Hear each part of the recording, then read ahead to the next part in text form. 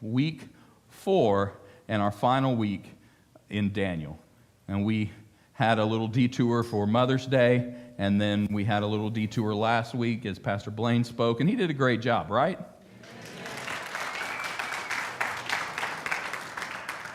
Yep. You'll hear him a couple more times this summer. We've already got him scheduled, so I'm not going to tell you when. You just got to come every week. But we are in this final week of Daniel, living set apart, where we look at the parallels between Babylon and our current culture. In week 1, we saw how Daniel and his friends were taken from their homeland by Nebuchadnezzar, and their identities were changed. They were given Babylonian names to change who they were. And the spirit of Babylon will try to assimilate you and create an identity that opposes who God created you to be. And there's also pressure to conform to what is popular, especially when it requires you to violate God's standard. In week 2, we saw how that pressure intensified when Nebuchadnezzar forced the people to bow down to a 90-foot statue of himself. But 3 men refused, and they were cast into the fiery furnace. There's idols everywhere in our current culture. There's not a 90-foot idol to any world leader that we are forced to bow down to, but there are idols everywhere that we face daily pressure to bow down to the idols of money, sex, technology, the approval of others. All of these things are becoming idols, but we've been given the power to resist. And even though we can face punishment for resisting, Jesus will be with us in the midst of the fire. Week 3, the Babylonian Empire is on the verge of collapse, and king at that time was Belshazzar. And Belshazzar throws this party, just ignoring the fact that the Persians are knocking on his doorstep. And they throw this party, and he wants the sacred items from the Jewish temple to be brought in. And when they're brought in, he drinks wine from these sacred items, and a hand appears writing on the wall. And it casts judgment. That was the translation of what was written, was that the king had been weighed and measured and had been found wanting, and the kingdom was going to be divided to the Medes and the Persians, and that very night that took place. And so we saw is the handwriting on the wall for the United States, and I hope not, because if the handwriting's on the wall, then judgment is imminent.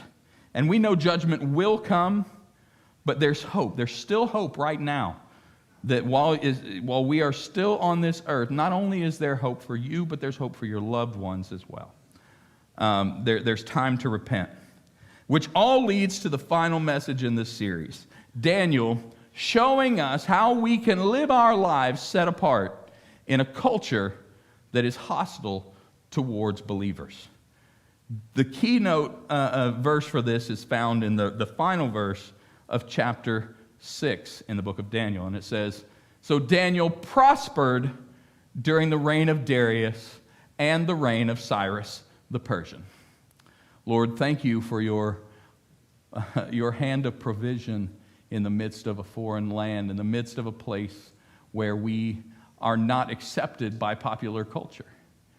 But you called us to be set apart, to be in the world but not of it. Father, may we develop such a devotional life that no matter what we face, we can do so with confidence in who you are, because you grant us peace that transcends understanding. In the name of your Son, Jesus. Amen. All right, so this entire series has been about how we can live our lives set apart for Christ in a world that is increasingly hostile towards Christianity.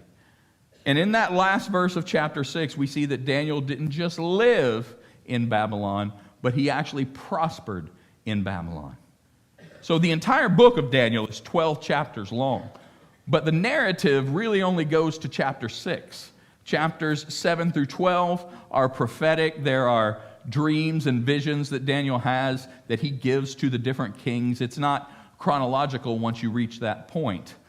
And so when we are in chapter 6, Daniel is no longer a young man. Now, I know there's times when you learn Daniel in the lion's den in kids' church. You see these little kitty-looking lions, and Daniel looks like he's about 15.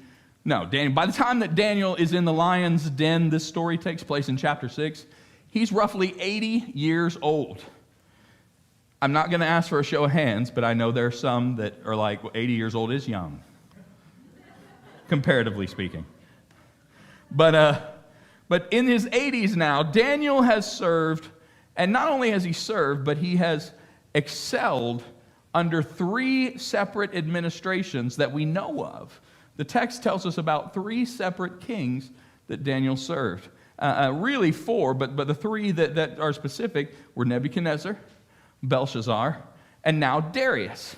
And Cyrus was the ruler over the entire Persian Empire. Darius was ruler over what used to be Babylon. And Daniel is serving under Darius at this point, the king that took over after the handwriting on the wall when Babylon fell and the Medes and Persians came in.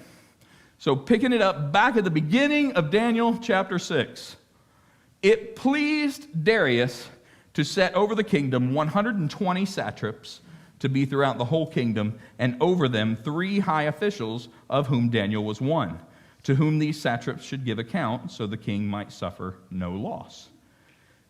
Then Daniel became distinguished above all the other high officials and satraps because an excellent spirit was in him, and the king planned to set him over the whole kingdom. Darius, he set these satraps, these 120 governors, basically, to oversee the land, and then he appointed 3 people to oversee them, Daniel being one of them. And that makes him one of the 3 most important people in the nation underneath the king. Of course, Daniel is gaining favor with Darius, just like he had with others. And now he's poised to be ruler over the whole kingdom. So of those 3, he's gotten favor. And Darius's plan says, and the king planned to set him over the whole kingdom. But not everyone was impressed with Daniel. Not everyone liked him the way that the kings liked him. Verse 4, then the high officials and satraps sought to find a ground for complaint against Daniel with regard to the kingdom. But they could find no ground for complaint or any fault because he was faithful and no error or fault was found in him. So they're jealous. There's jealousy towards Daniel, and they're trying, all right, let's put this in a modern term. We need to cancel him. We need to find something that we can cancel him so that his voice is no longer heard, so that he is no longer influential, but they can't find any reason. He had done nothing wrong. Verse 5, then these men said, we will not find any ground for complaint against this Daniel unless we find it in connection with the law of his God. Then these high officials and satraps came by agreement to the king and said to him, O King Darius, live forever. So they can't cancel Daniel for doing something wrong. So instead, they bet on the king's vanity. And they put their plan in motion. O king, live forever. Oh, you are so amazing. Darius, you're looking smashing today. Did you get a new robe? Did you get your teeth whitened? You are just looking radiant. And so they flatter him, and then they bring in the pressure of public opinion. Verse 7, all the high officials of the kingdom, the prefects and the satraps, the counselors and the governors are agreed that the king should establish an ordinance and enforce an injunction that whoever makes petition to any god or man for 30 days except you, O king, shall be cast into the den of lions. Oh, they're pouring it on. Everybody appointed to leadership except Daniel is coming in and saying, oh, you're so wonderful. You know what? Everybody in the kingdom should feel about you the way we feel about you. Darius He's starting to, you know what? I believe you're right. Verse 8, now, O king, establish the injunction and sign the document so that it cannot be changed according to the law of the Medes and the Persians, which cannot be revoked. Darius wasn't a bad man in the same way his predecessors were. He wasn't the evil in the same way, but he was still a pagan king. And he believed his own press. Why shouldn't I give these people what they want? They want this law. I got 120 satraps. I got prefects. I got all these people that are coming to me telling me that I should do this. Sounds like a pretty good idea. Therefore, King Darius signed the document and the injunction. And in signing that decree, he basically signed and sealed Daniel's fate. He signed Daniel's death warrant. Verse 10, when Daniel knew that the document had been signed, he cowered down and hid in a closet and did not come out for a month. That is not what the text says. When Daniel saw that the document had been signed, he went to his house where he had the windows in his upper chamber open toward Jerusalem. He got down on his knees 3 times a day and prayed and gave thanks before his God as he had done previously. You know what that decree meant for Daniel? Nothing. It meant a lot, but not enough for him to change his routine. That is how you take a stand in a culture of compromise. No hesitation at all. Daniel hadn't compromised in his 60 years of being in Babylon, and he wasn't about to start. He didn't hide in his closet to pray for a month. He went home to where his windows were open like they always were, and he prayed like he always did. Now, again, I mentioned this earlier about raising hands. I don't want to see a show of hands here. I'm going to say that again. I don't want to see a show of hands when I ask these questions. But I want to ask these questions because I want you to answer them in your heart. How many of you pray at least 1 time a day? 2 times? 3 times? When you think about how often you pray, it can be a little bit convicting because that's the one thing that I was told many years ago. If you want to humble somebody, ask them about their prayer life because we can always pray more. Now, most believers in America have an anemic prayer life. They work in prayer here and there, and it could be every day, but they're fitting God in between their daily routine. I've got some time here. Let me go ahead and pray while I have time. Yeah, I may not pray as much during the week, but I make up for it on Sunday. I was convicted about this. I pray multiple times every day. So 10 days ago, I decided I'm going to challenge myself. I am going to pray 3 times a day, intentionally. And I set a reminder on my phone to make sure that if I got busy, I would see that reminder. So at 9 o'clock in the morning, at 1 o'clock in the afternoon, and at 6 p.m. It should have been easy, but it wasn't. I'll actually unpack that a little bit more in a minute. But Daniel's life revolved around his time with God. He didn't fit God into his schedule. He worked his schedule around God. He prayed in the morning, he prayed in the midday, and he prayed in the evening, and he planned his work around his devotional time with God. It wasn't, I work all day, I'll squeeze a prayer in here and there. No. What Daniel did for God flowed from his time spent with God. Daniel was able to do something amazing for God, and that came because of his time that he spent with God. The same is true for us. If you want to do more for God, then spend more time with Him. Spend more time in prayer, in time of devotion. So I challenged myself 3 times a day to pray like Daniel did. This was a week ago Friday. I've got 10 days, not 60 years like Daniel, but for 10 days I can do this. And morning prayer and Bible reading were already part of my routine. So I got that one. Already I have a reminder at 1 o'clock every day to pray. So this is before this. So all I was doing was adding that 6 o'clock time of prayer. And I'm like, I got this, right? Should be easy? Nope. I found myself getting distracted.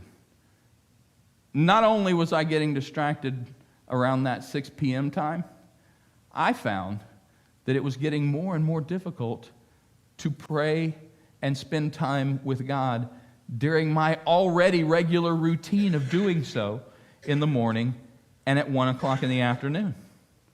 I started that challenge on Friday, May 23rd. Then that night, I had dinner with a couple of guys that were part of my youth group, and one of a young lady a couple of them got married, and so there were 3 people from my last youth group where I was a youth pastor. We went out and had dinner on Friday night, and it's wonderful. But that notification went off when I was on my way, and I'm like, oh man, I got to pray.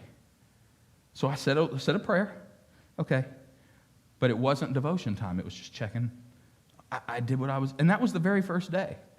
But then Saturday night, Sunday night, Monday night, I had something going on all 3 of those nights, so that by the time I got to Monday, look, I'll tell y'all what I was doing on Monday night. I was in Tampa. I was at a wrestling show. I like wrestling. So I was at a wrestling show, and I didn't even notice that I had missed my 6 p.m. prayer time until afterwards. I opened my phone, and there's the notification, 6 p.m., pray. Now, I'm not perfect, and I do pray every day, but this was a humbling challenge. I tried to prove to myself that I could pray 3 times a day like Daniel, but all I proved was that I cannot do any of this on my own. Again, Daniel planned his entire life around his time with God. Verse 11, then these men came by agreement and found Daniel making petition and plea before his God. He was praying. He didn't change his routine one bit. And they knew. He is faithful. And if we find anything that will get him, it'll be around his dedication to God. There he is. He was placed in a position where he could have compromised. He could have prayed in his head and in his heart for 30 days. Everything would go back to normal, but Daniel refused to compromise. So what can we learn? Here's what we're going to learn from Daniel today in this final message from Daniel. How to face this kind of opposition in the United States of Babylon. The first one is this, is that you can stand for God by kneeling before him. Well, that's an oxymoron. Standing by kneeling? Yeah. You can take a stand for God by kneeling before him. I mentioned a minute ago that Daniel had been in exile for over 60 years at this point, and he had kept that same routine every day. Put that into perspective. 3 times a day, praying for 60 years is 65,700 times that he got down on his knees and prayed facing towards Jerusalem. He could take a month off. He'd done it 65,700 times. God would understand, right? I mean, get this. It's said that 10,000 hours of something will make you a master at that thing. If you practice an instrument for 10,000 hours, it takes that long to master that skill. Well, Daniel over a period of 60 years, on average, was about 3.5 minutes worth of prayer. It would have taken 60 years, and he would be a master at prayer. And I'm certain that there were more than 3.5 minutes of prayer, especially at certain times in what he was facing. So it is safe to say Daniel could teach a master class on prayer. But Daniel had strength. He refused to take a month off. He refused to pray silently in his head. He lived in Babylon. He couldn't afford to take time off. So many believers today are wondering why they keep getting attacked on all sides, and it feels like they're going to crumble if just one more thing happens. Again, we live in the United States of Babylon, but we don't have the prayer life that Daniel had. Daniel could face whatever it was that came against him because he spent so much time with God. Here's the best part. We have access to God that Daniel didn't. Next Sunday is Pentecost Sunday. That's 50 days from Easter, or originally 50 days from Passover. Pentecost, it means 50. So you've got the 50th day from the resurrection of Jesus. And in Acts chapter 2, that's when the Spirit was poured out on the day of Pentecost.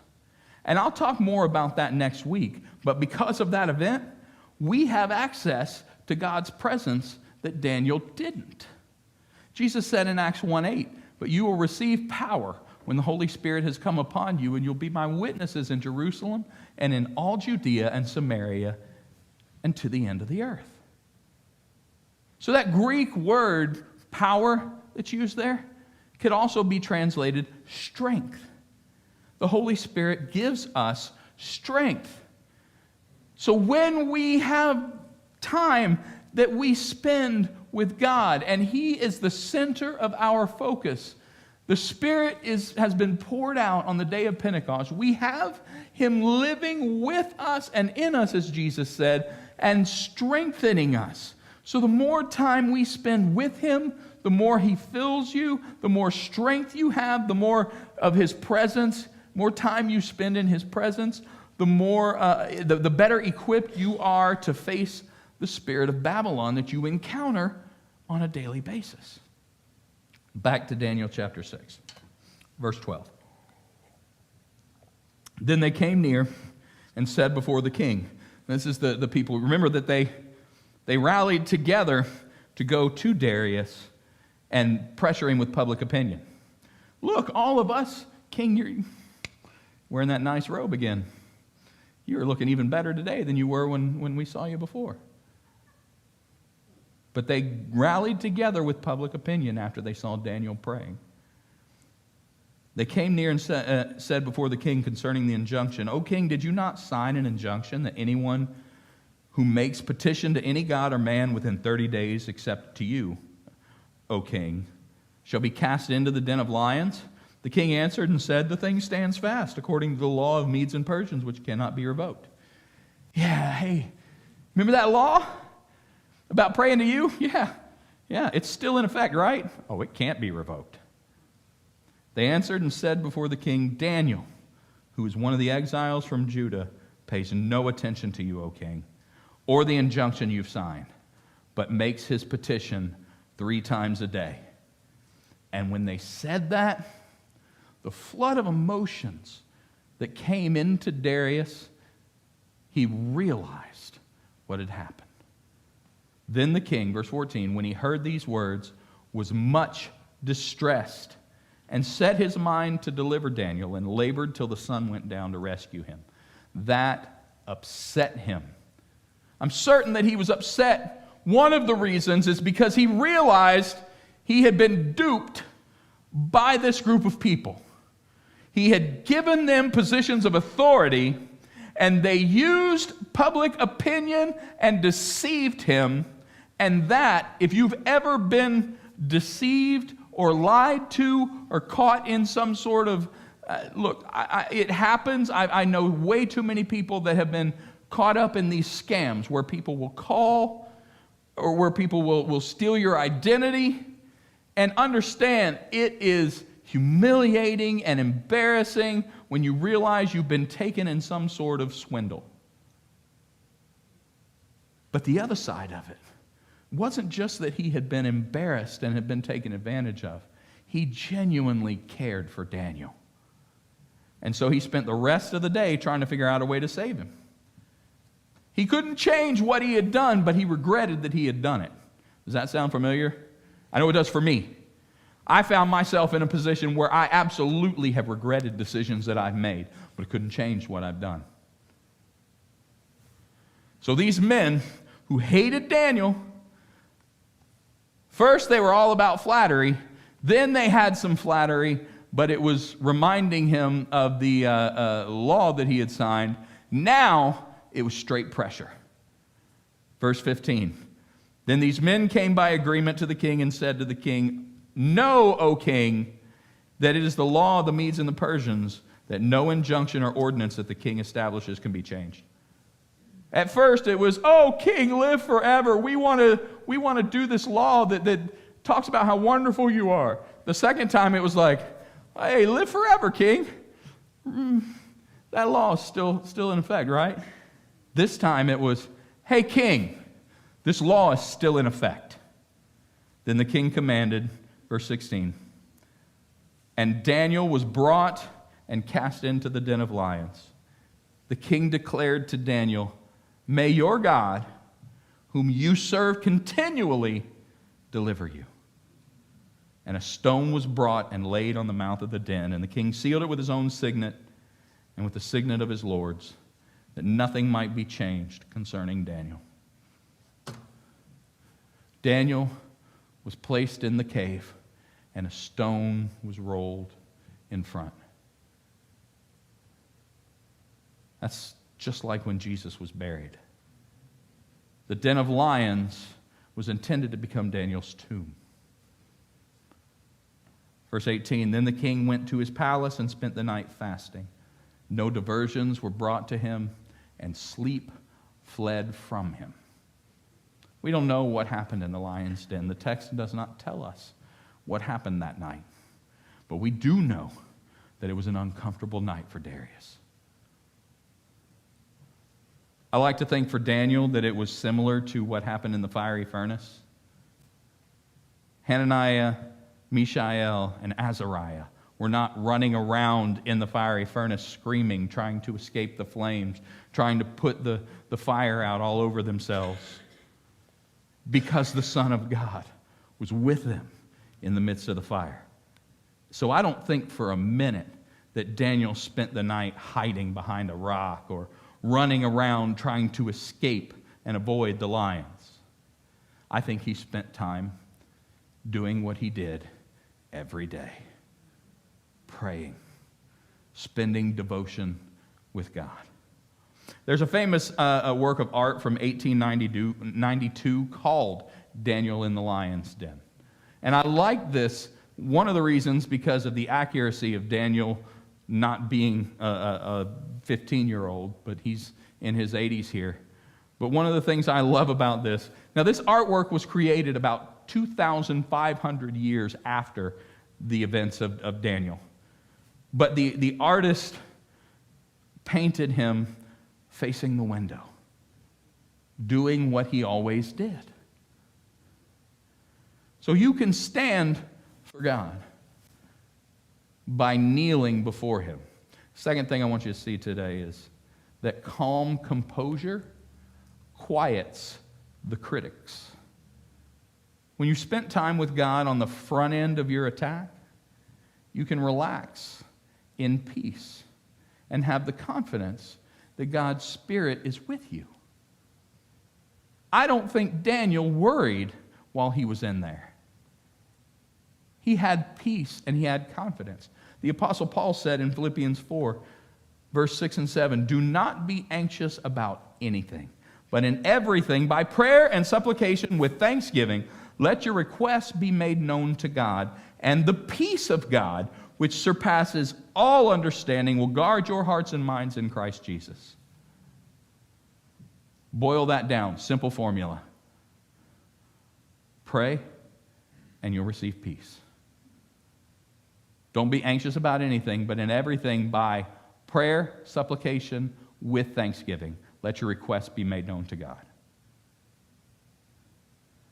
And the peace, which surpasses understanding, will guard your hearts and minds. But that's not the way we're expected to respond in crisis. We're not expected to respond peacefully. The spirit of Babylon says when someone comes after you, you go after them. Spirit of Babylon says you should cuss that guy out for what he did. Spirit of Babylon says you should run back to that addiction that you fought so hard to overcome because that's the only thing that can give you escape during this situation that you're in. Spirit of Babylon will lead you away. But Jesus said, "Come to me, all you who are tired and burdened, and I will give you rest. I will give you my peace. My peace I give to you. The world didn't give it and can't take it away." And when you respond to the situation with that kind of peace, the attacks begin to quiet down. Many times those that come against you are doing it just to get a negative response out of you anyway.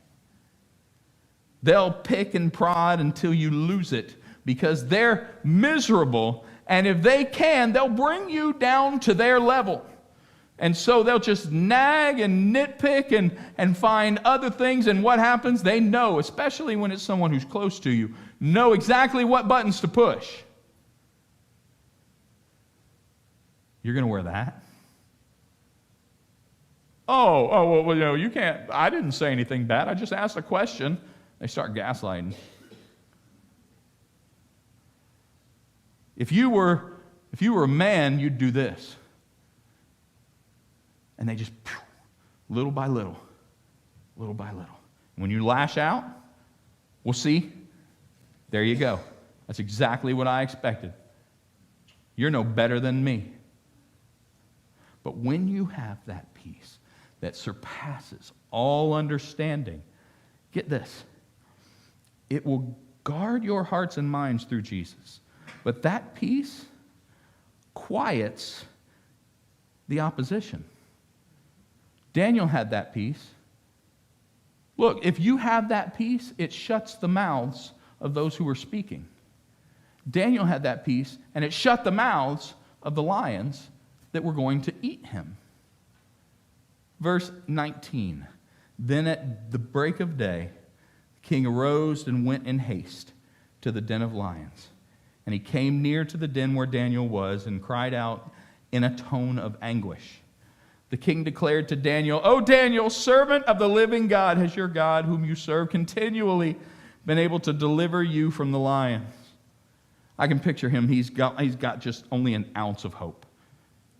It says he cried out in anguish. Daniel! He's dead.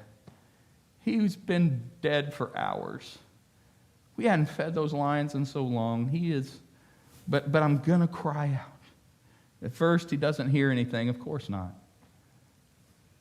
But then he hears a voice. Verse 21.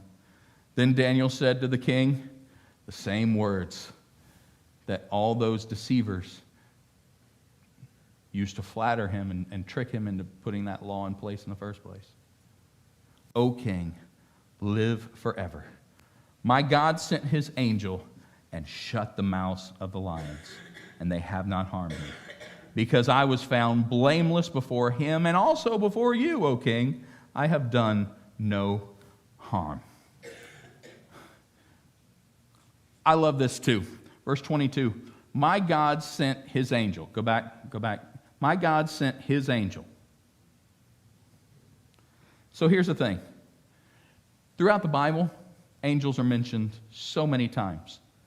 But the word used here for his angel, there's only 2 times in the entire Bible that word is used for angel.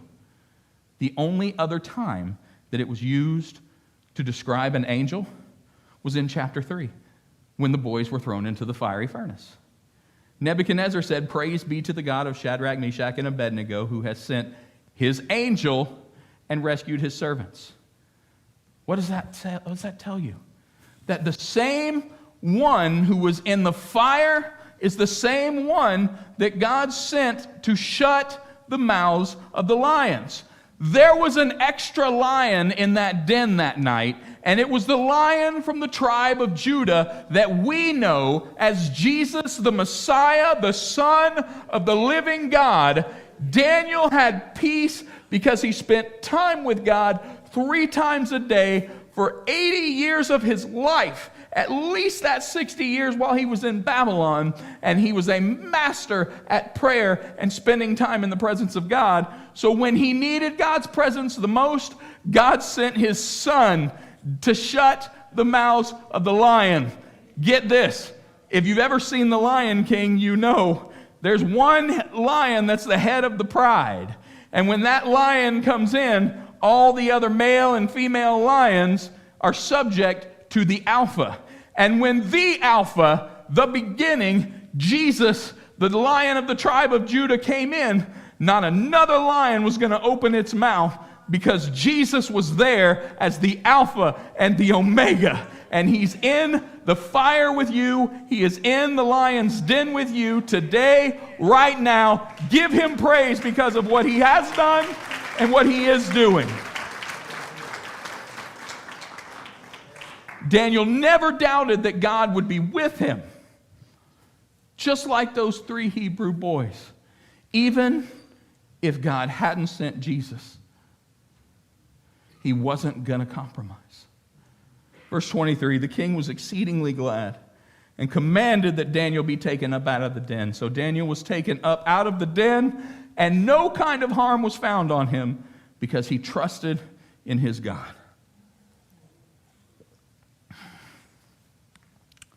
You can stand for God by kneeling before him. Calm composure quiets critics. And the third thing, when you do what's right, you can trust God with the results. When you do what you're supposed to do, when you have a devotional life with God, so much so that the sensitivity to his spirit and his moving,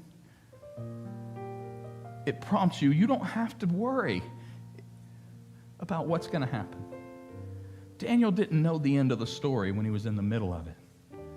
He didn't know he would become a Sunday school lesson for centuries to come. All he knew is that for 80 years, God had been faithful. So no matter what, he was going to be faithful to God. And just like what happened when Nebuchadnezzar looked in and saw the fourth man in the fire, after that, Nebuchadnezzar acknowledged that the God of Shadrach, Meshach, and Abednego is the true God. When Nebuchadnezzar, after that, we didn't get into it in this series, but Nebuchadnezzar had a time where he got a little bit arrogant again, and God removed his mind from him, and he lived for 7 years like a wild animal with his hair growing and his nails growing out. And when he acknowledged that God is the one true sovereign God, his wits came back to him, and he declared. At this moment here, King Darius, here's what he says. Verse 25, then Darius wrote to all the peoples, nations, and languages that dwell in all the earth. He didn't just write it to Babylon. He didn't just write it to the Persian Empire. This was something that needed to go beyond their borders. This needed to go as far as people could run and tell. Peace be multiplied to you. I make a decree that in all my royal dominion, people are to tremble and fear before the God of Daniel, for he is the living God, enduring forever. His kingdom shall never be destroyed, and his dominion shall have no end. He delivers and rescues. He works signs and wonders in heaven and on earth. He who has saved Daniel from the power of the lions, so this Daniel prospered during the reign of Darius and the reign of Cyrus the Persian. Will you stand? This pagan king recognized that God is sovereign and powerful. But it's not just a recognition. He goes one more step further and turns it into a declaration.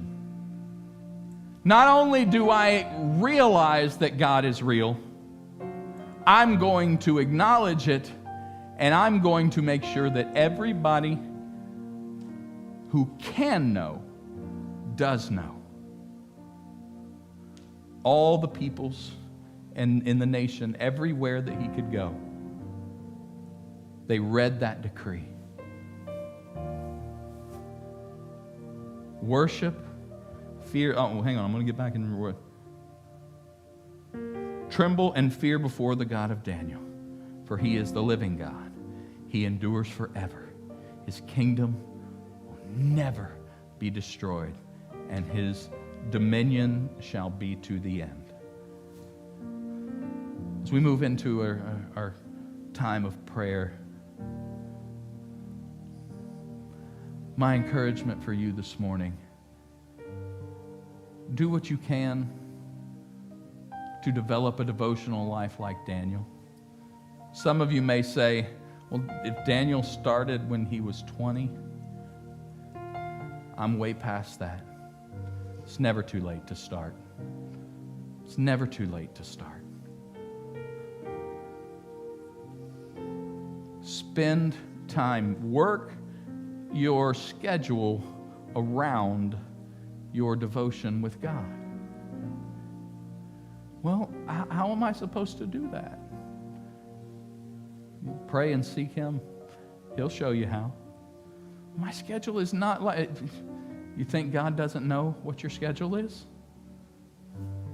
But when we have that time of devotion with Him, we will have the strength to stand.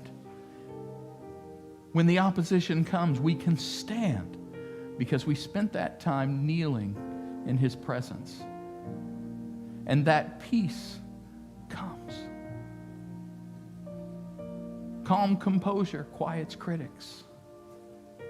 It shuts the mouths of those who are speaking against you. Because when the Alpha comes in, the enemy no longer has authority. The enemy no longer can speak. There have been times when I would get a little big in the head, and I was a kid and would start yapping and saying things that I shouldn't say. When my dad walked in the room, I got real quiet. I wasn't talking like that anymore because I knew if I talked like that with my dad around, I'd get taken in the other room and I'd get the old Coca-Cola belt. Dad had a belt. It was a Coca-Cola buckle, but it was a big leather belt. When I got my spankings, that's what he'd use. When the Alpha comes in, those that were yapping,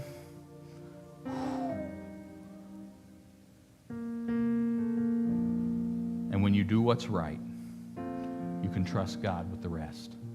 Every head bowed and every eye closed this morning. As we begin to pray, if you need to make a commitment today to surrender your life to Jesus,